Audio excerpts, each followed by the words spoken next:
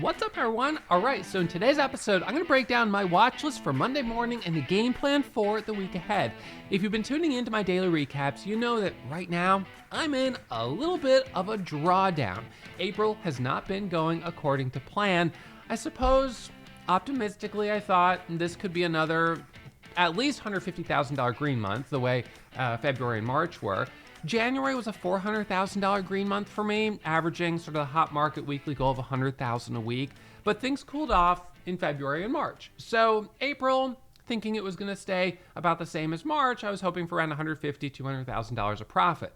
Well, I'm currently in the red, and that is thanks to a big red day that I suffered on the second day of April. Red $57,000 in one day. So a week ago, when I was recording my game plan for last week, I said the last thing that I need is a second big red day on Monday. I need to just focus on hitting good base hits, getting in, getting green, and getting out. And then you know what happened on Monday? My very first trade of the day, I was red $5,000. And I was just immediately filled with a sense of anger, frustration. I can't believe it. It's unbelievable. And because I was so focused on having a green day on Monday, to not have two red days back to back, I became a bit desperate to take a trade on anything that I thought gave me the chance to now recover that $5,000 loss. Well, you can imagine what ended up happening. The loss got bigger. And so if we jump on the screen share, you can look at the aftermath here. This was April 2nd here, $57,000 red day. And then this was Monday, April 6th, a $20,000 red day. All right, so red $77,000 in 2 days. That's not great. That put me red on the month of April. Now, I was green on April 1st by 5,000, but in any case, this was a pretty deep drawdown. So that was Monday. Tuesday green, Wednesday green, Thursday a no trade day, and then Friday I finished in the green. So this is the month of April so far. It's not good. It's not pretty at all. $52,000 red on the first week and $7,000 red on the second week. But at least I finished last week moving back in the right direction. All right, so what do we do for Monday? Well, at this point, we've got 3 weeks left in the month. While it's true that I'm red, and this may end up being a red month, there's also more than enough time for me, at the very least, to finish the month in a better place than I sit right now today. Or, on the other hand, I could make it much worse if I am unable to maintain composure. And so, after one loss, you have your first, we can be careful with that. That's a real Sharpie. That is not a whiteboard. So after your rally up and then your first loss here, I usually come in thinking, look, if I can make back this loss, pretty quickly, then, I don't really have to check myself into trade or rehab. I'm good to go. But if I end up having a second red day and it's pretty big, then all of a sudden I've got to put on the guardrails. Number one, restricted share size. So restrict the share size. Number two, reduce and tighten up the max loss. And I've done both of those, working with a 10,000 share max position for the rest of the week last week and put a $6,000 max loss on my account, so I can't go down more than that amount. And that will unfortunately mean that even my green days will be smaller, as you've seen in the last few days, because I can only take 10,000 shares. But I figure once I've made back about half of this loss, then I can start reducing this guardrail or increasing the max to maybe 20,000 shares, and then start to have a couple bigger days, and then go back to 30,000 shares, and then maybe just take it off or leave it at 50,000 shares or something like that. So right now I'm still down here. I haven't made enough progress to be able to lift the guardrails.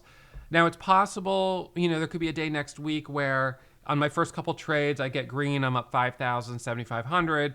Maybe I keep trading. Next thing you know, I'm up 10,000, 12,000. And we have a stock that's doing something really exceptional. I would probably take a little bit more risk once I have a cushion on that kind of day. But I do have to be careful about making that decision before I've recouped half the loss, because if I end up being wrong, I could then give back the profit from that nice green day. And I don't want to, I really can't afford to do too much of that. So, after 2 red weeks here, I'm hoping big picture that I can close this week in the green and kind of stabilize the ship a little bit. And so generally with 10,000 share max positions, the amount that I can make is limited, but the amount that I can lose is also limited. And I've got to be limiting the downside right now. I got to be thinking about reducing downside. So I just stop the bleeding, stabilize, and then we can focus on increasing upside once I start showing that I can perform better. Now, this is partly, I mean, to be honest, this loss here, you could say it was the market, and the market was a contributing factor, but in a large part, this was just the direct result of me being too aggressive, and me being frustrated. And frustration and stubbornness, that's a personal experience. And I was coming to the table with a lot of frustration and stubbornness. In fact, these last few days of March, I was being, even this week here, I was getting frustrated. I was being stubborn. March was not shaping up to be the month that I had wanted it to be. It's, this is the time of year that's the anniversary of when my father passed away. And it's just, this has been a time of year that I tend to be a little not as well grounded in my trading and a bit more likely to fall into kind of emotion. And that emotion can come out in a lot of different ways. But when it comes out in my trading, usually it's me being stubborn and getting angry and frustrated. And, look, that can work in a hot market. That's not as bad a thing to be a little aggressive. But in this type of market, it didn't serve me well, as you can tell. So, but again, I think there's certainly other traders that have traded through these last 2 weeks and suffered or fared far better than me because they didn't come to the table with a short fuse due to their own personal circumstances, right? So we all come to the table as we do, and sometimes that is well suited for the market, and other times it's not. So having some degree of acceptance over my current situation here, and the reality that in all likelihood, it's going to take 10 decent days, $5,000 a day for me to make this back, which is going to have me coming back to flat around the end of next week, if I can have good days like the next 2 weeks. But if I have a couple red days, then, I might not get back to flat to the end of the month.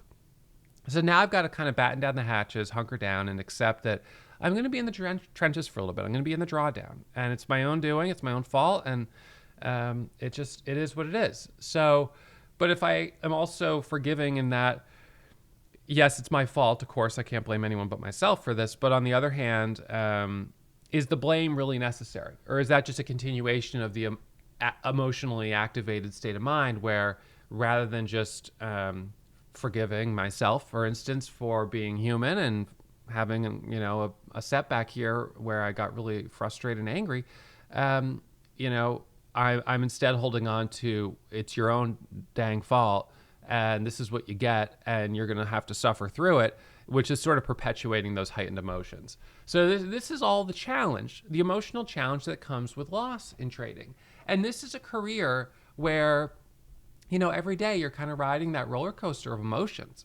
The ups are great when you're doing well, but the downs can be really difficult, and you don't get one without the other. They just come as a pair in trading. So coming into this new week, I guess the big picture is the market is still fairly cold. We haven't had a ton of really good opportunities. We haven't had really good catalysts. And even when we've had somewhat decent catalysts, the market hasn't responded well to it. So that leaves me, feeling that this coming week will probably continue that theme of being relatively slow. Yeah, you may get a random move in the after hours or early pre-market, and then the rest of the day is cool. And that's frustrating, but that's also typical of a colder market. You can't let that get you FOMO because that's like what it's designed to do, and you can't give into those emotions either. So my thought is one challenge for sure, and you can see it right here: 400 million shares of volume on Rhea and 400 million shares on Craig. A lot of focus has been in the penny stock world. Now, one of the things that I had mentioned last week was that I don't do well trading penny stocks. I use a broker where if I do 100,000 shares of a penny stock, it's going to cost me $300 in fees and commissions just to buy and another $300 to sell. So that's $600 for one 100,000 share trade. If I do 10 of those trades in one day, I'm at $6,000 in fees and commissions. And I know traders who trade penny stocks typically use commission-free brokers for this obvious reason of not wanting to generate $6,000 a day in commission. So penny stocks have long been popular among retail traders using commission-free brokers because you could buy, a ton of shares at 50 cents and you hope to sell it all at $1 and double your money. I've never really done particularly well with penny stocks. As the type of day trader that I am, I've always focused on being very aggressive in very small windows where I'll take a lot of risk, but I'm only holding for like 2 or 3 minutes. And penny stocks, usually to get that 100% move, you got to hold it for a few hours. And a lot of retail traders do enjoy that, but not me. So for me, trading these with my current broker really doesn't make a lot of sense. Now, short sellers, some will go for these, but the other thing is, even for a short seller, commissions are going to be a factor the same as they would be for me because they're using the same type of brokers. So I don't really want to get into trading penny stocks, and that just feels like such a, deviating away from my core, that's not a good idea, especially when I'm already kind of in the drawdown.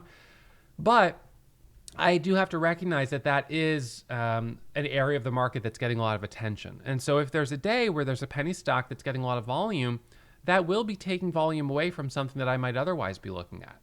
So BENF, for instance, on Friday, this is a stock that it fits the profile, a type of stock that I would like to trade, but it's not fitting the theme of what's currently working well in today's market. And as a result, while it popped up for a moment, it didn't hold up. If we get back into a theme where traders are seeing stocks like this go from $6 to $30 in one day, then, even retail traders using commission-free brokers will be buying them at $6 and thinking they'll sell it at $12 or $15 a share. But right now, we've been seeing a lot more chop in this price range and more interest among retail traders in sort of the really cheap penny stock range. And that's reflected in the volume. So this is a time where it's unfortunate that I'm in a drawdown and the market's not really favoring my bread and butter strategy in terms of price range and, mostly price range. But I can't change that. I can choose whether or not I'm going to be really aggressive on stocks that are currently, hot, which are the penny stocks, or if I'm going to try to be aggressive on stocks that are not obvious to people, in which case they probably won't perform well because they're more of a distraction and there's dispersed attention. So unfortunately, I have to wait until the stocks that I do well on are back in theme, back in focus. And that may take some time. This is the way the themes are in the market. They come and they go. And so right now I feel like I'm kind of on a double, down, because not only am I in a drawdown, but the strategy that I typically do the best on is not giving me as many opportunities as it typically would.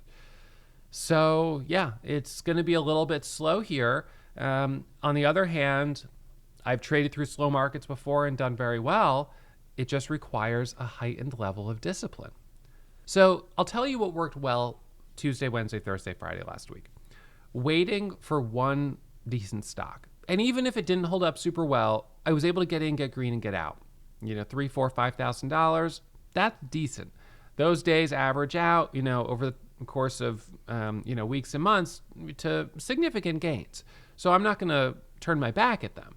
I just have to be patient, waiting each morning for the stock that's obvious. And if there's a day like Thursday where unfortunately penny stocks are just so, capturing everyone's attention that nothing else is able to even get a sort of word in, then I'll just have to sit on the sidelines to be patient. So my thought tomorrow morning is that I'll certainly be watching this top gainer scanner very closely, and we may sit down at 7 a.m. and already see that there's a penny stock with a ton of volume, in which case that's the leading obvious stock. Everything else will be, a bit of a, distraction perhaps from that one that's obvious. But if our leading gapper is only 30%, we don't have any penny stocks that are really up, we don't have any other stocks that are up, then you're going to have more people that are sitting on the sidelines waiting for anything to pop up. And if we get something that pops up and starts to hold, then that may be an opportunity where a stock that I would go for could do well. SkyQ, for instance. This is actually a great example. On Friday, I had 43 million shares of volume, and I mentioned it, being possible for daily continuation, but I kind of wasn't sure. And it did push higher. However, it still paled in comparison to the volume of the penny stocks. And so was this super clean? Not really. It really wasn't. Now, if this had been the leading gapper and the only stock that was up that much, it would have had a lot more volume, and a lot more volume would have meant a bigger move. So yeah, we're in the trenches right now. It is a little bit difficult, but I felt good finishing last week, at least green the last, every day except for Monday. And so I'm going to try to have a week a little bit more like that this week ahead. And I'm going to see if I can start Monday morning with just being patient, waiting, and then if we get something that looks good, jumping in at that time. So that's kind of where I'm at right now. It's going to be the top gainer scanner. I'm not going to go through the recent reverse split or the recent IPO scan. I don't think that there's going to be anything I'll find there in this current market. So it's really just going to be watching the volume and paying attention to what other people are trading. And I usually like trading. I do the best when the most obvious stock in the market is also one that fits well within my price range. That's like when it's the perfect storm. And, then that's when the market really starts to heat up. Now, we are expecting news this week about the pattern day trader rule, which will be very interesting. The regulators will be announcing their determination on that. As of right now, there's a $25,000 minimum to day trade, as you know, in the US. The proposal is to reduce that amount to just $2,000. Now, what I find interesting is that there is no pattern day trader rule in crypto. There's no pattern day trader rule in futures. There's no pattern day trader rule in Forex. So removing the pattern day trader rule entirely would level the playing field, I suppose, between the other markets. But at least reducing is a step in the right direction. So we'll see what happens. If they make the decision to keep it, I'll be really interested in how they kind of justify that, given it's so inconsistent with other markets. But ultimately, we'll see. We know that FINRA approved it last year, and so then they sent it up the chain for the next approval, which we're expecting to come out, I think, on April 16th. I think that's the plan. So it's a little ways away, but it's coming up here. Let's see. I guess the 16th is going to be on Thursday. So the 15th is tax day, and then, the 16th. So that's what we're expecting as of right now, pending any announcement about a delay in them letting us know where we stand on that. So that's something that I am looking forward to hearing, just so we know which way we're pointed. And that'll, I think, also give some direction on whether or not we should expect to see more volume coming into the market in the coming months and years, or if it's going to be kind of status quo. It'll be sort of one or the other. So anyways, that's something to look forward to this week. And I will be streaming, as always, first thing tomorrow morning. Those of you guys that want to check out a 2-week trial, the link is posted in the comments and in the description. So you could check out a 2-week trial for $20. Watch over my shoulders. I'm trading. You'll also have access to this software right here. And, I'm not the only one, of course, at Warrior Trading. Not only do we have our verified badge holders who provide content in the room, we've got a few mentors that are also providing market commentary live on audio video. So come on over, check it out, see what it's like, and I'll see you guys streaming tomorrow morning at 7 a.m. Reminder, as always, trading is risky. My results aren't typical, so manage your risk, take it slow, and always practice a simulator before putting real money on the line.